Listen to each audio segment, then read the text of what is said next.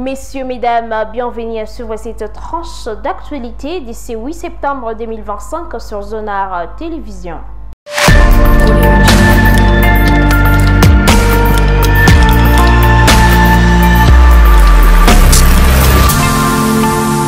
Le gouverneur du Nord Kivu, Soulaï Sam 23 Bahati Moussanga, a inspecté les travaux de rénovation qui s'effectuent à l'hôpital provincial basé à Goma.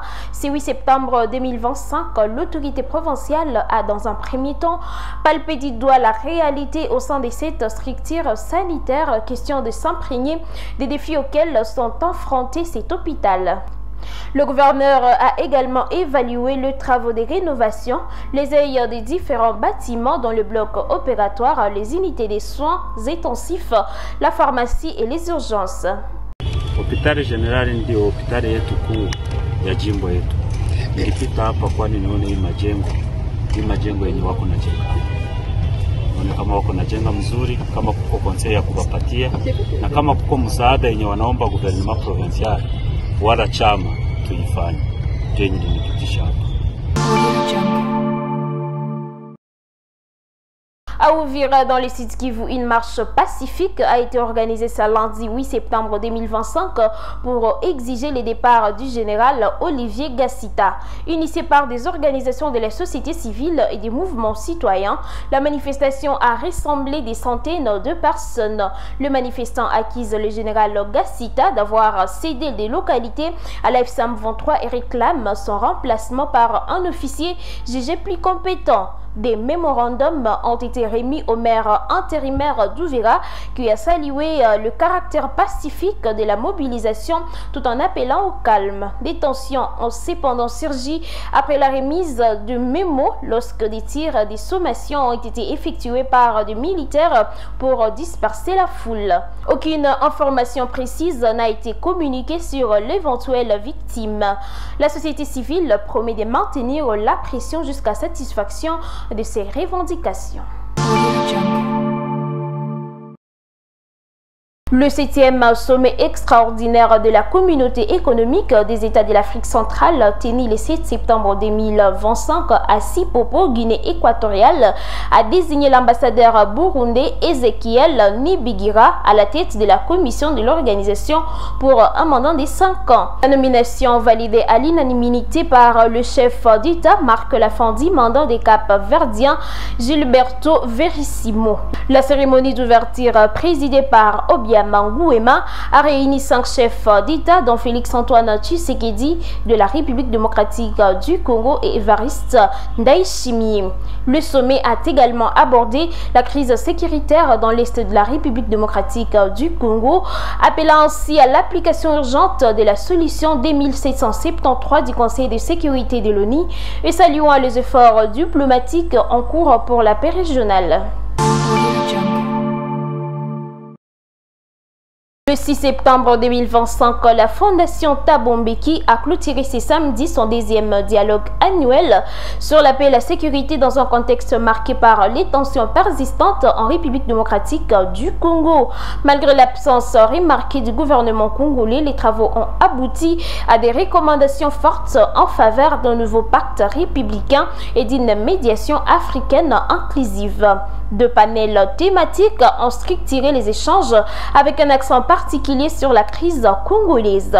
Parmi les voix les plus marquantes, Néhémie Mouilania de l'FCC, Albert Moleka du camp Mukwege et l'ambassadeur Welile Nchapo, modérateur du débat. Le FCC a proposé 3 axes majeurs pour une sortie de crise adoptés dans les recommandations finales, celui de la réhabilitation du contrat social et du pacte républicain, inspiré de l'esprit du Sun City, la relance d'un processus politique inclusif avec le cessez-le-feu, retrait des forces étrangères et dialogue inter-congolais, la révision des cadres internationaux en faveur d'approches africaines plus cohérentes. Dans son discours de clôture, Thabo Mbeki a appelé à une réponse africaine concertée face aux crises du continent, soulignant la responsabilité bien sûr partagée des États et de la société civile. Une feuille de route a été adoptée avec en dialogue intermédiaire prévu avant la 3e édition. Ces dialogues marquent ainsi une étape décisive dans la quête de la solution africaine à la crise congolaise, en misant sur l'inclusion, la souveraineté et la cohésion nationale. En visite officielle en République démocratique du Congo, c'est 7 septembre 2025, Jean-Pierre Lacroix, secrétaire général adjoint de l'ONU, a affirmé que les autorités congolaises souhaitent que la MONUSCO reste dans le pays. Lors d'une conférence à Béni, il a rapporté un message clair du président Félix-Antoine Tshisekedi et de la première ministre Madame Judith Suminwa en faveur d'une coopération renforcée avec la mission ONU. Lacroix a salué donc l'action des casques bleus aux côtés des FARDC dans les zones des conflits, notamment en Ituri et au Nord Kivu. Cette visite précède la semaine de haut niveau de l'Assemblée générale de l'ONU et l'examen prochain du mandat de la MONUSCO par les conseils de sécurité. Clôturons cette édition avec cette page sportive. Après sa victoire face au Soudan-Sud, 4-1 à Djouba, le 5 septembre 2025 pour le compte de la 7e journée, la sélection nationale congolaise s'apprête à écrire une nouvelle page de son histoire en Coupe du Monde. Les hommes de Sébastien Desabre sont prêts à mouiller le maillot ce mardi 9 septembre 2025 face au Sénégal, comptant pour la 8e journée des éliminatoires mondiales au stade de Martyr à Kinshasa à partir de 17h heure locale.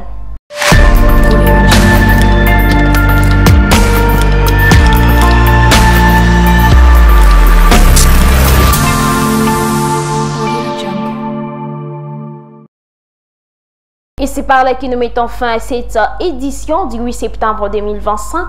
Chers téléspectateurs, merci de nous avoir suivis et restés fidèles.